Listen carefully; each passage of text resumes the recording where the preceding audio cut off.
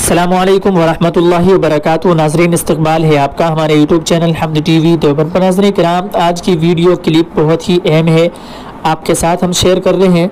नाज़रीन, बतला दें आपको कि गिलाज़त व बदबू से भरा हुआ फितना शकीलियत के मुतालिक ये वीडियो है। नाज़रीन, कुल हिंद मजलिस तहफ़्फ़ुज़ ख़त्म नबूवत दारुल उलूम देवबंद के नाइब नाज़िम हज़रत मौलाना शाह आलम गोरखपुरी साहब ने फितना शकीलियत के ख़िलाफ़ ज़ोरदार तरीके से बयान फरमाया है, जो कि आपके साथ हम शेयर कर रहे हैं। नाज़रीन किराम, हमारी मालूमात के मुताबिक हज़रत मौलाना मौसूफ़ ने फितना शकीलियत के ख़िलाफ़ 2 किताबें भी लिखी हैं, जो कि बड़ी मौसर हैं और बड़ी जामे हैं। इन दोनों किताबों का PDF अगर आपको चाहिए तो आप कमेंट बॉक्स में नंबर अपना डाल दीजिए ताकि आपको वो किताबें भेज दी जाएँ। नाज़रीन, शकील बिन हनीफ़ के इफ़कार और नज़रियात को जानने और समझने के लिए, और जो लोग शकील बिन हनीफ़ के मुत्तबईन हैं, शरीयत उनके बारे में क्या कहती है, ये जानने के लिए इन दोनों किताबों का मुताला निहायत ज़रूरी है। नाज़रीन किराम, आपसे गुजारिश है आप इस वीडियो को मुकम्मल देखें और इस वीडियो को ज़्यादा से ज़्यादा शेयर करें और उन लोगों तक भी पहुँचाएँ जो शकीलियत यानी शकील बिन हनीफ़ की खबासत में मुलव्विस हो चुके हैं, और वो लोग इस फितने से निकल सकें जो इसमें मुलव्विस हो चुके हैं। दुआ कीजिए अल्लाह ताला उन लोगों को हिदायत अता फ़रमाए जो इस फितने में मुलव्विस हैं, और अल्लाह ताला हमारे भी ईमान की हिफाजत फ़रमाए।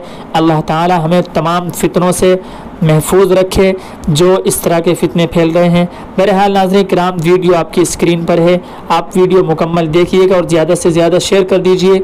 अस्सलामु अलैकुम वरहमतुल्लाहि वबरकातुहू। कि पूरी दुनिया के अंदर जब से ये ज़मीन पैदा हुई है और जब तक ये बाकी रहेगी, सिर्फ एक शख्सियत ऐसी है कि जिसके लिए ईसा इब्ने मरियम होना काबिले फ़ख्र है, और बकिया दुनिया में जब भी कोई आएगा और ईसा इब्ने मरियम होने का दावा करेगा तो ये उसके लिए जिल्लत और नुकबत का सबब बनेगा। है नहीं है जी? ईसा इब्ने मरियम की इब्ने मरियम होने की शहादत कुरान ने दी है, हम मान लेते हैं। शकील के गांव में गया, उसके घर गया, वहां स्टेज लगाया, पूरे गांव के एक एक फर्द को जमा किया, इलाके का SP, SSP, DM, magistrate, police वाले जितने हो सकते थे उनको भी जमा किया, हर मकतबे फिक्र के जितने लोग हो सकते थे उनको भी जमा किया, सबको एक प्लेटफार्म पर जमा करके हमने उनसे ये कहा कि बताओ, एक आदमी जो तुम्हारे गांव में पैदा हुआ वो ये कहता है कि मेरी मां का नाम मरियम है, मैं इब्ने मरियम हूं, ये सही है या गलत?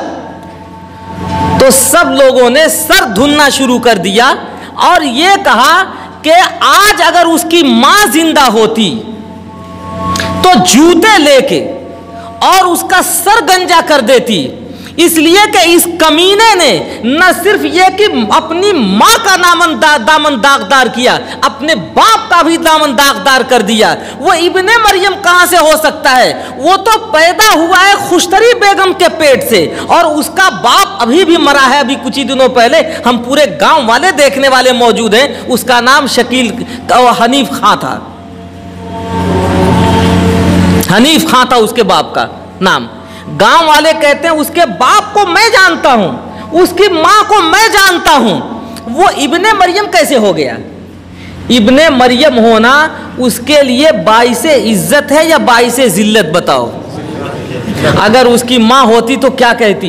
ये कहती कि काश के इस खबीस को मैं जन्म न देती, या अगर ये पैदा हो गया मनहूस कमीना तो इसकी शक्ल न देखती, ये जमीन फट जाती, उसके अंदर धंस के मैं नाबूद हो जाती। लेकिन ऐसे कमीने औलाद की शक्ल न देखती जिसने मेरे पे ये इल्जाम लगाया कि मैं तेरे पेट से नहीं ए खुशतरी बेगम बल्कि मरियम के पेट से पैदा हुआ हूं।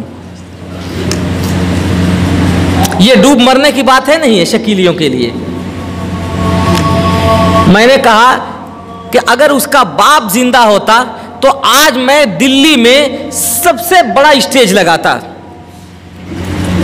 और दुनिया के जितने सैटेलाइट चैनल हैं वहां लाके जमा कर देता और दुनिया वालों को दिखाता, बल्कि आपके ये नागपुर के RSS वालों को भी दिखाता जो यहूदियों के और मूसाद के इशारे पर इसकी परवरिश कर रहे हैं, इसकी साख्त बर्दाश्त करके ये मुसलमानों को इंतशार में नहीं मुब्तला कर रहे हैं, ये पूरे मुल्क को इंतशार में मुब्तला कर रहे हैं। दुनिया बताती कि ये शख्स तो हनीफ खाता नुतफा है, ये इब्ने मरियम कैसे हो सकता है। लेकिन इत्तेफाक की बात नहीं है, वो मर गया।